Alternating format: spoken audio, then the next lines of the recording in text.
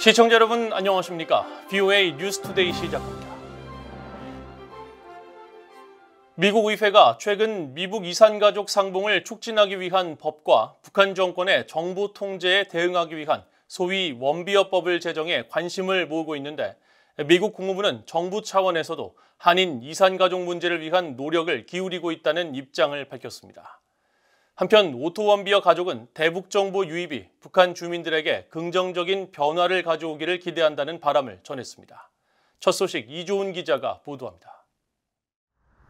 미국 국무부가 최근 미국 이산가족 상봉법이 제정된 것과 관련해 북한의 가족을 둔 한국계 미국인들의 아픔에 깊이 공감한다는 입장을 전했습니다. 국무부 대변인실 관계자는 28일 관련 법 제정과 미국 이산가족 상봉을 위한 바이든 행정부의 노력에 대한 VOA의 논평 요청에 미국은 한국계 미국인들이 북한에 있는 가족들과 비극적으로 헤어져 있는 것에 대해 슬퍼하고 있다고 밝혔습니다. 그러면서 미국은 앞서 북한 정부의 한국계 미국인 이산가족 문제를 제기한 바 있다면서 미국은 한국과의 협의 등을 통해 이산가족 상봉을 촉진할 기회를 계속 모색하고 있다고 강조했습니다. 다만 북한 정부의 이산가족 문제를 제기한 시점이 바이든 행정부 시기인지 아니면 전임 행정부 시절인지에 대해선 설명하지 않았습니다. 지난 2년여 동안 계류 중이던 미국 이산가족 상봉 법안은 최근 의회를 통과한 2023 회기연도 국방수권법에 포함돼 지난 23일 조 바이든 대통령의 서명을 거쳐 법으로 제정됐습니다. 미국 이산가족 문제와 관련해 미국 정부의 구체적인 노력을 요구하는 구속력 있는 법안이 제정된 건 이번이 처음입니다. 미국 국무장관 혹은 장관이 지명한 사람이 한국 정부 관계자들과 미국 이산가족 상봉 방안에 대해 정기적으로 협의할 것을 요구하는 내용이 핵심입니다. 바이든 행정부도 이산가족 문제를 대북 현안 중 하나로 인식하고 있지만 미북 관계가 경색돼 의미 있는 진전을 기대하기 어려운 상황입니다. This is just heart-wrenching, knowing that people have been not only separated but don't even know the fate of their loved ones. So what I can pledge to you is that we will absolutely work on this. 한편 미국 이산가족 상봉법과 함께 새 국방수권법에 포함된 소위 원비어법이 제정된 데 대해 오토원비어의 가족은 28일 VOA를 통해 깊은 감사의 뜻을 전했습니다. 원비어의 어머니 신디 원비어 씨는 인권 옹호자들은 북한의 선전도구에 대응하는 체계를 마련함으로써 긍정적인 변화를 가져올 수 있다고 말한다며 우리가 북한이라는 이 황량한 나라에 정보를 유입했을 때 모든 북한 주민의 상황에 긍정적인 변화가 있기를 바란다고 말했습니다. 미국 오하이오주 신시내티 출신인 대학생 오토 원비어는 지난 2017년 북한에 17개월간 억류됐다가 송환된 지 일주일도 안 돼 숨졌습니다. 원비어의 이름을 딴 이번 법은 북한 주민들의 정보 접근을 검열하는 데 연루된 해외 개인을 제재할 수 있는 권한을 대통령에게 부여하는 한편 북한 정권의 정보 통제에 대응하기 위해 국제방송처에 추가 예산을 지원하는 내용이 핵심입니다. 발의 2년 만에 초당적 지지로 제정된 이번 원비어법은 미국 의회가 원비어의 이름을 따 제정한 두 번째 법입니다. VOA 뉴스 이조은입니다. 북대서양조약기구 나토가 한국의 새 인도태평양 전략 발표와 관련해 동맹 지도자들이 인도태평양의 파트너와의 대화와 협력을 강화해 영내 도전과 공동의 안보 이익을 해결하겠다는 약속을 강조하는 것이라고 평가했습니다. 나토 대변인실은 29일 VOA의 관련 논평 요청에 인도태평양 영내 발전이 유럽과 대서양 지역 안보에 직접적인 영향을 미칠 수 있다는 점을 감안할 때 나토에게 인도태평양 지역은 매우 중요하다면서 이같이 밝혔습니다. 그러면서 한국은 나토의 가장 적극적이고 가치 있는 파트너이며 양국은 2005년 이후 공동 가치를 기반으로 한 강력한 협력 관계를 발전시켜 왔다고 말했습니다. 호주 정부도 페니 웡 외무장관과 리처드 말스 국방장관이 각각 사회연결망 서비스에 올린 글을 통해 한국의 인도태평양 전략 발표를 환영한다고 밝히며 양국은 많은 공통점을 갖고 있다면서 영내에서 공동의 이익 증진을 위해 한국과 협력하기를 바란다고 밝혔습니다. 윤석열 한국 대통령이 북한 인권재단 출범이 지연되고 있는 데 대해 안타까움을 나타내고 악화된 북한 인권 개선을 위해 정부가 더욱 노력할 것이라고 밝혔습니다. 윤 대통령은 29일 서울 연세대 동문회관에서 열린 북한 인권 후원의 밤 행사에서 권영세 통일부 장관이 대독한 축사를 통해 최근 북한의 지속되는 위협과 도발 속에서 북한 주민들의 인권 상황이 더욱 악화되고 있다면서 이같이 말했습니다. 이어 북한 주민들도 자유와 인권이라는 인류 보편적 가치를 마땅히 누릴 수 있어야 한다며 정부는 국정과제인 북한 인권 개선을 위해 노력할 것이라고 강조했습니다.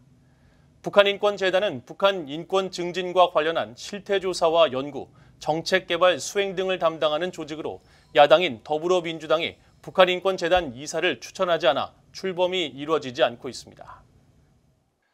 북한의 식량난 가능성이 거듭 제기되고 있는 가운데 북한이 최근 중국에서 대량으로 수입한 쌀의 품종이 선호도가 낮은 장립종인 것으로 나타났습니다. 북한이 식량난으로 가격이 상대적으로 저렴해 같은 비용으로 더 많이 구입할 수 있는 품종을 선택한 것은 아닌지 관심이 쏠리는 대목입니다. 함지하 기자가 보도합니다. BOA가 중국 해관청서의 북중무역 세부 내용을 분석한 결과 북한은 10월과 11월 총 4만 1,023톤, 총 1,737만 달러어치의 장립종 쌀을 구매했습니다. 안남미로 불리는 장립종 쌀은 길이가 6mm를 넘는 모양이 얇고 긴 품종인데 찰기가 없어 남북한과 일본, 중국 일대에선 선호도가 낮은 것으로 알려져 왔습니다. 앞서 BOA는 중국 해관청서의 북중무역 세부 자료를 분석해 10월에 이어 11월에도 북한이 중국에서 가장 많이 수입한 품목은 쌀이었다고 전한 바 있습니다. 그런데 구체적인 품종을 확인한 결과 10월에 구매한 쌀은 전량이 장립종이었으며 11월에도 전체 쌀 수입량 3만 172톤 중 장립종이 차지하는 비중이 약 81%에 달했습니다. 북한이 중국에서 장립종 쌀을 대규모로 사들인 건 이번이 처음입니다. 장립종 쌀은 단립종 쌀에 비해 가격이 저렴한 것으로 알려졌습니다. 실제로 북한이 11월 수입한 장립종 쌀 수입액을 수입량으로 나눠보면 장립종 쌀 1kg당 가격은 미화 41센트로 단립종 쌀 1kg당 가격인 49센트에 비해 약 8센트 저렴합니다. 지난달 북한은 단립종 대신 장립종 쌀을 선택하면서 약 200만 달러를 아낀 셈입니다. 혹은 같은 값으로 4만 톤의 쌀을 더 수입할 수 있었다는 의미로도 해석됩니다. 북한이 장립종 쌀을 비롯해 전반적인 대중 쌀 수입을 늘린 정확한 배경은 알 수 없지만 최근 몇 달간 제기되어 온 북한 내 식량난에 따른 것인지 주목됩니다. So clearly Koreans do not like the long grain rice, and so if it's coming in, it's because it's cheap, and that's a bad sign, of course. If the government is required to give out a certain amount of rice as a ration, obviously they'd prefer to give a cheaper rice. 북한의 식량난 가능성은 최근 지속적으로 제기돼 왔습니다. 유엔 식량농업기구 FAO는 최근 발표한 작황 전망과 식량 상황 분기 보고서에서 북한을 외부 식량 지원이 필요한 나라로 재지정했습니다. 또 BOA는 지난 8월 선박 관계자들에게 배포된 선박 수배 공고문을 통해 북한이 인도산 장립종쌀 10,000톤의 수입을 추진 중이라는 사실을 확인해 보도한 바 있는데 얼마 지나지 않아 인도 주재 북한 대사관 관계자가 인도의 민간 경제단체인 인도국제사업회의소에 쌀 지원을 요청했다는 사실을 확인하기도 했습니다. BOA 뉴스 함지하입니다. 북한의 최대 교역국인 중국이 2달 넘게 북한에 공급한 정제유 양을 유엔에 보고하지 않고 있는 것으로 나타났습니다. BOA가 유엔 안보리 대북제재위원회 홈페이지에 대북 유류 공급량 현황을 살펴본 결과 중국은 올해 8월 이후 관련 내용을 보고하지 않고 있습니다. 유엔 안보리는 지난 2017년 결의 23975를 통해 북한의 정제유 수입 한도를 연간 50만 배럴로 제한하고 북한에 정제유를 공급한 나라들의 매월 30일까지 전달의 대북 공급량을 보고하도록 했습니다. 앞서 중국이 보고한 정제유 공급량에는 휘발유와 경유, 등유 등 일반적인 연료용 유류 제품이 포함되지 않아 현실을 반영하지 못한다는 비판이 제기돼 왔습니다. 국제기구와 대북 지원단체들이 새해에는 북한의 복귀에 지원 활동을 재개할 수 있기를 희망한다고 밝혔습니다. 유엔 인도주의 업무조정국은 28일 새해 대북 지원 관련 계획에 대한 BOA의 문의에 2023년에도 인도적 지원 활동을 계획하고 있다면서 국제 직원이 신속히 북한에 복귀해 물자 보급 등의 활동을 재개하기 위해 사업 현장에 접근하는 것이 중요하다고 답했습니다. 유럽연합 집행위원회 산하 인도지원 사무국도 새해 대북 지원 계획과 관련해 국제 직원의 접근이 필요하다며 이 조치가 없으면 추가 인도적 지원을 제공할 수 없다고 말했습니다. 북한의 20년 넘게 보건과 식수 관련 지원 사업을 진행해온 미국의 한 대북 지원 단체는 2023년은 북한이 국경을 열고 외부 지원을 받는 인도주의적 관여가 재개될 수 있는 해가 되길 바란다고 전했습니다. 이런 가운데 제롬 소바주 전 유엔 개발계획 평양 사무소장은 이날 VOA에 북한 내 취약계층은 그동안 국제기구와 NGO의 지원으로 버텨왔다며 유엔 직원이 북한에 들어갈 수 없다는 것은 가장 취약한 북한 주민이 직접적인 타격을 받고 있다는 의미라며 북한이 이제는 국경을 열고 외부 지원을 받아들여야 한다고 말했습니다. 이상으로 VOA 뉴스투데이를 모두 마칩니다. 시청해주신 여러분 고맙습니다.